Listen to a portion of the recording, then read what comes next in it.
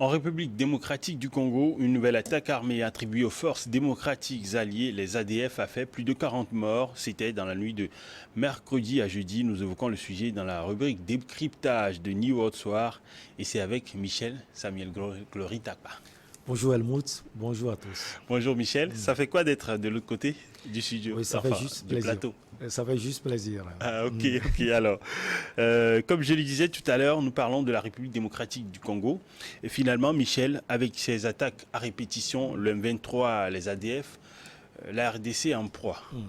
Oui, vous avez sûrement raison, la RDC en proie, parce que comme vous l'aviez dit déjà, c'est un pays attaqué par le mouvement 23. Alors pour la RDC, ce mouvement soutenu par le Rwanda, un pays et frère, dirigé par le président Paul Kagame. On se souvient récemment des efforts faits par la communauté sous-régionale, sous l'égide du président angolais, Joao Lourenço. On se souvient également des efforts de l'ancien président kenyan, Uhuru Kenyatta.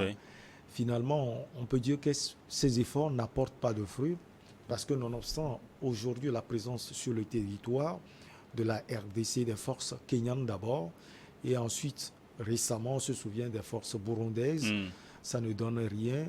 Le mouvement 23 avance toujours.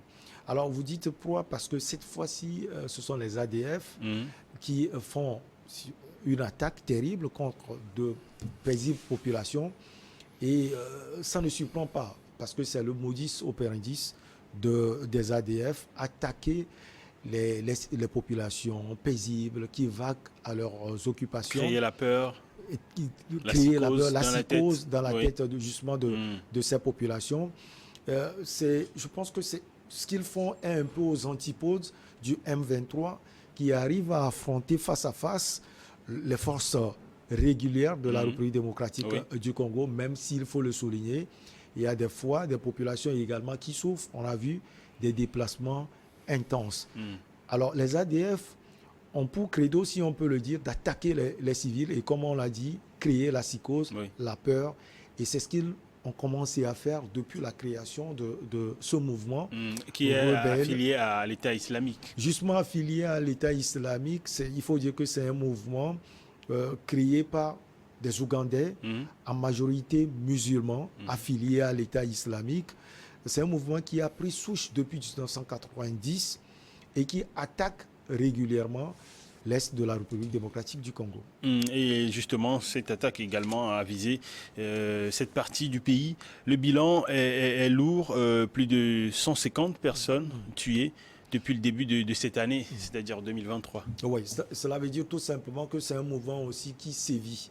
Cette fois-ci, on parle de 38 personnes tuées à Mokondi et 8 à Moussa, deux villages proches, l'un et l'autre du territoire de Béni, dans la province du Nord Kivu. Mais depuis le début de l'année, comme vous l'aviez dit, ça fait plus de 150 personnes et surtout civils tuées.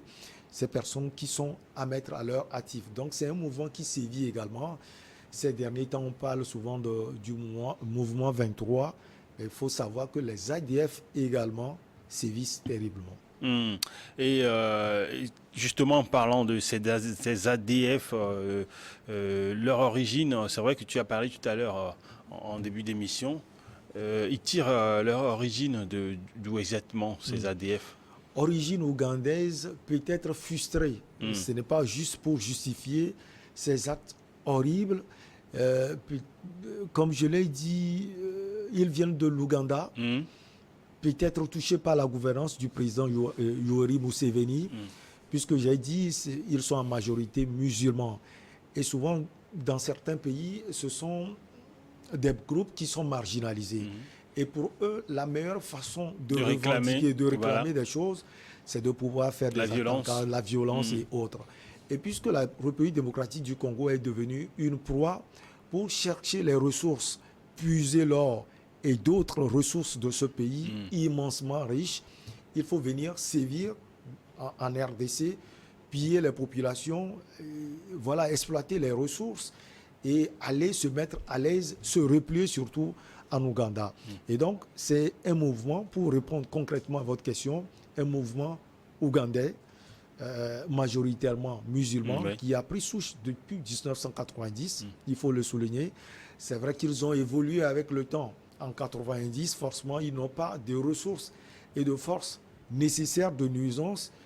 Mais au fur et à mesure de pouvoir piller les ressources d'un pays riche, ils ont trouvé leur force et une certaine quintessence pour gêner la République démocratique du Congo. Oui, quand vous parlez de piller les ressources, finalement, c'est une malédiction d'avoir voilà, été béni. Bon, voilà, je dis comme ça, une malédiction d'avoir été béni avec ces ressources minières. Oui, c'est vraiment ce qu'on voit, surtout dans les pays africains. La RDC n'est pas seule, même si on sait que c'est un pays qui est plus riche. Les gens disent qu'il peut nourrir même l'Afrique, toute l'Afrique. Et on voit les malheurs de ce pays depuis l'époque Mobutu Sese Seko. On l'a vu également avec le père Kabila. On l'a également vu avec le fils Kabila qui, lui, arrivé au pouvoir, a su mettre en place une certaine stratégie pour être en odeur de sainteté avec le Rwanda, même s'il y a eu quelques couacs à un certain moment. Donc, l'histoire parle toujours, si on peut le dire, en défaveur de la RDC. Et vous avez raison de dire que c'est un pays qui est béni quand on voit ses ressources naturelles, mais qui malheureusement subit des attaques de toutes sortes. Alors, il y a des forces communes de la République démocratique du Congo et de l'Ouganda qui a été créée en tout cas en 2021. C'est quoi le bilan aujourd'hui après une année et demie? Alors, si vous le permettez, avant le bilan, Oui. Il faut préciser une chose, même si on voit aujourd'hui, quand on voit les attaques terroristes au Mali, au Niger, au Burkina Faso des fois, et même au Togo et au Bénin, il urge que l'Afrique puisse, ou bien la communauté sous-régionale, puisse avoir une force commune pour contrer ces terroristes. Malheureusement, ce n'est toujours pas fait, même si la volonté des chefs d'État de la sous-région est dégagée chaque fois. Alors, c'est ce qu'on demande souvent dans des zones de conflit, notamment dans ces pays du Grand Lac. Ce n'est pas que l'initiative n'existe pas, que les forces ou encore les organisations régionales d'Afrique n'aient pas de force d'intervention. Enfin, oui, ils ont les forces d'intervention. Dans les initiatives, bien sûr. Oui, bien sûr, les initiatives sont affichées. Maintenant, il faut souligner certaines fois des carences. Ces carences viennent d'où? Pour le moment, on ne sait pas. Mais pour répondre à votre question, en 2021, alors ces ADF se sont attaqués même à leur pays d'origine, l'Ouganda. Et c'est là où le président, Yoweri Museveni, qui est au pouvoir depuis longtemps, il faut le préciser également, a jugé bon de prendre langue avec le président Félix Antoine Tshisekedi, qui subit également des attaques des ADF pour créer une force commune. Alors, une partie également de votre question, qu'est-ce que cela a donné? Oui, dès les premières heures, on a vu les forces ougandaises et les forces congolaises traquer ces ADF jusqu'à leur dernier retranchement. Mais vous savez, lorsqu'on mène souvent ces genres d'opérations, on pense déjà qu'on a eu victoire, alors que ce sont des groupuscules, ce sont des groupes qui s'adaptent forcément. Qui s'adaptent aux différentes conditions et qui s'adaptent avec le temps et qui se regroupent quelquefois, qui se replient et qui se dispersent. Alors les ADF, par cet acte, veulent montrer tout simplement qu'ils existent encore. Et donc on espère que la force commune entre la RDC et l'Ouganda, pourquoi pas d'autres pays également de la sous-région, le Congo-Brazzaville, parce que l'Angola. Le terrorisme aujourd'hui, ou bien ces attaques violentes n'ont pas de frontières. Pas du tout. Ça peut se passer en RDC parce qu'on l'a dit et parce que c'est un pays qui a des ressources, mais également en Ouganda qui a aussi ses ressources. Pourquoi pas un jour, on ne le souhaite pas, au Congo-Brazzaville et partout. Donc il faut cette force. Et je salue le leadership aujourd'hui du président angolais João Lourenço qui mène les actions tous azimuts pour pouvoir amener la paix dans la sous-région, sans oublier également le président Denis Sassou Nguesso également. Et on espère que ces forces vont travailler ardemment pour traquer non seulement les ADF, mais également le mouvement 23. Ouais, en même temps, en interne, l'armée de la RDC, face à cette épreuve constamment, on a l'impression de se poser cette question. Je pense qu'il y a beaucoup de Congolais qui se posent la même question, se demander où se trouve l'armée dans tout ça. où se trouve l'armée, elle est là, sauf que, si on peut le dire, elle est déplumée par des années de guerre. Vous savez, lorsque vous avez des années de conflits internes, c'est très hardi de pouvoir avoir une armée de ce nom. Alors, l'armée de la RDC, vous pouvez l'avoir aujourd'hui à l'est de la République démocratique du Congo, traquer les ADF. Oui. Vous pouvez également l'avoir ailleurs, traquer le mouvement 23. Il y a des réalités également dans la capitale, Kinshasa, et d'autres provinces de la République démocratique du Congo. Alors, le second aspect également, c'est une armée corrompue. Et pour beaucoup d'analystes aujourd'hui, certains lieutenants de l'armée, c'est-à-dire quand je dis lieutenants, les hauts gradés de l'armée, sont de connivence avec certains groupes armés, le mouvement 23 par exemple, et également les ADF. Alors, c'est facile de pouvoir ternir, j'allais dire, ou de pouvoir, si on peut le dire, anéantir l'armée, si l'armée n'est pas organisée, si l'armée est corrompue. Et ça aussi, on le voit en République démocratique du Congo, deux facteurs qui, si on peut le dire, peuvent être à la base de l'inexistence de cette fragilité de l'armée de la République démocratique du Congo. Et puis le président Félix Antoine Tshisekedi, ces derniers temps, a souligné un autre aspect, ce sont les équipements nécessaires pour pouvoir armer, justement, pour pouvoir armer l'armée, si vous acceptez. Sinon, apporter des soutiens logistiques, de formation et pourquoi pas d'équipement aussi. Alors, c'est ce qui manque également. Or, en face, vous avez des groupes qui sont tellement organisés et qui sont mieux outillés, bien équipés. C'est difficile donc pour l'armée de la République démocratique du Congo de faire face à tout cela. Alors, c'est paradoxal que l'armée régulière puisse être moins outillée que les forces des ADF ou du M23. Je vais poser cette question en deux temps. D'abord, quel est l'apport des Occidentaux? Quand on parlait tout à l'heure de ce soutien en logistique, en formation, encore en matériel de guerre, quel est l'apport des Occidentaux aujourd'hui pour pouvoir permettre ou encore soutenir l'armée régulière congolaise à faire face à ces attaques? Il faut dire que presque toutes les armées de l'Afrique ont, si on peut le dire, un certain lien avec les armées occidentales. Il faut le préciser, la France, l'Allemagne. Oui, parce que les armes ne se fabriquent pas en Afrique. Justement. Alors, la République démocratique du Congo, si je veux répondre concrètement à votre question, l'apport, on a vu une détermination, par exemple, des États-Unis récemment. Les États-Unis, justement, qui ont mis 5 millions de dollars en place pour traquer le responsable des ADF. Et il s'appelle Moussa Balouka. Le mot sur tête. Ou bien toute information susceptible de traquer ce monsieur. Je pense que c'est un effort considérable qui a été fait, mais il faut également préciser que ces 5 millions de dollars peuvent également servir véritablement à la République démocratique du Congo d'avoir des équipements nécessaires pour traquer les ADF, non seulement les ADF, mais également le mouvement 23. On a l'impression que les États-Unis, spécialement, s'attaquent plus à la tête. On peut les comprendre, parce que c'est le cerveau. Quand on arrive à arrêter, à décapiter le cerveau, on va couper la racine. On va couper la racine. Mais je pense qu'on peut encore faire mieux, pas seulement les États-Unis, mais également la France. Le président Macron a été récemment en République démocratique du Congo. Justement. Et qui sait ce qui a été dit entre le président français et le président congolais de Kinshasa, Félix Antoine Tshisekedi. Donc les accords sont là.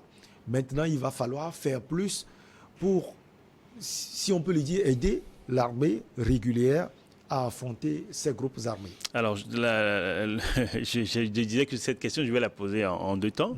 La seconde partie, c'est de savoir cet apport des forces occidentales, je le dis comme ça, dans cette guerre, quand on sait que les armes ne se fabriquent pas en Afrique et que les forces du M23 ou encore des ADF sont très équipées.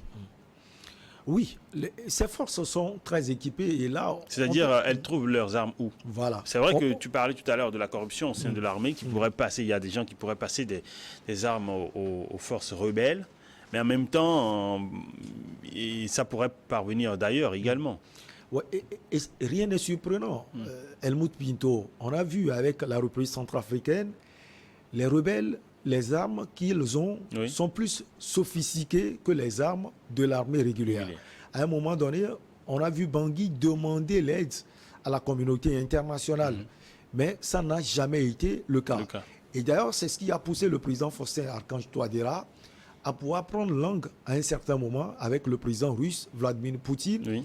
Et aujourd'hui, on parle de la présence de Wagner sur le territoire de la République centrafricaine. Alors, pour répondre à cette question, les analystes pensent forcément que derrière ces rebelles bien armés, il y a des forces étrangères, je ne vais pas dire occidentales, parce que là, vous doitez une partie... Non, mais bon, vous savez, on est en Afrique et bon, l'Occident, c'est les États-Unis. Après, bon, il y a l'Europe également. Oui, l'Occident, les États-Unis et l'Europe. Mais aujourd'hui, on voit des forces qui s'affichent. La Chine est là. La Turquie arrive à servir l'Afrique également sur le plan militaire. Tous les pays le font. Le Togo même a signé un partenariat avec la Turquie. Alors, les Turcs sont présents partout. Il y a l'Inde qui est en train de monter en puissance et d'autres puissances également. Alors, donc, allez-y. Donc, pour répondre concrètement à votre question, quand on voit la force de nuisance, quand on voit également les armes utilisées par ces rebelles, on est forcé de croire qu'il y a une main derrière, forcément. Et justement, les pays limitrophes également, ces armes pourraient parvenir de là également, parce qu'aujourd'hui, il n'y a plus vraiment de frontières sécurisées. Et je pense que cette lutte devrait être menée de façon régionale, quand on sait qu'il y a des organisations sous-régionales également. J'ai envie de te poser la question de savoir qu'est-ce que les organisations sous-régionales font dans toute cette histoire. Alors, tout à l'heure, on l'a dit et j'ai salué l'apport considérable du président angolais, Joao Lourenço. On a vu le président Félix Antoine Tshisekedi et le président Paul Kagame récemment à Luanda, la capitale de l'Angola. On a vu le président qui s'est déployé à maintes reprises. Également, le président Sassou Nguesso a essayé d'approcher les deux parties. Alors, pour le Rwanda, aujourd'hui, ce que dit la République démocratique du Congo est faux. Le président Paul Kagame, et d'ailleurs ses lieutenants, le ministre des Affaires étrangères, ont toujours dit que le Rwanda n'est pas derrière les rebelles du M23. Que c'est la mauvaise gestion du conflit par la RDC et donc par Kinshasa qui cause cela. Mais tout le monde comprend finalement, avec... l'avancée des M23, du M23, nonobstant l'arrivée, on l'a dit tout à l'heure, des Burundais et des Kenyans. On sent véritablement que c'est une force qui a toujours envie d'aller devant. Et on craint pour la suite parce que vu leur force de nuisance, elles peuvent justement aller jusqu'à Kinshasa. Donc il urge aujourd'hui, pour répondre, que les forces, que les pays puissent se retrouver, discuter sincèrement. L'Union africaine également. On a vu des sorties, surtout du président de la Commission de l'Union africaine, le Tchadien Moussa Faki Mahamat et autres. On sent l'envie. Et comme vous l'aviez dit tout à l'heure, sur le papier, on voit l'engagement. Maintenant, sur le terrain, c'est d'autres réalités. Et c'est ce qui pousse des fois les Congolais, pas seulement les Congolais, les Africains également, à dire que les dirigeants africains, surtout de l'Union africaine, ne font pas assez pour stopper l'élan non seulement du M23, mais également des ADF, et pour stopper justement l'élan de tous les groupes terroristes qui sont installés en Afrique. Alors, merci Michel pour ce décryptage de l'actualité sur la RDC. Un plaisir. Ça a été également un plaisir de faire cet exercice. Oui, effectivement. Merci à vous, nos chers téléspectateurs, pour votre attention. On va observer la pause et revenir juste après le journal.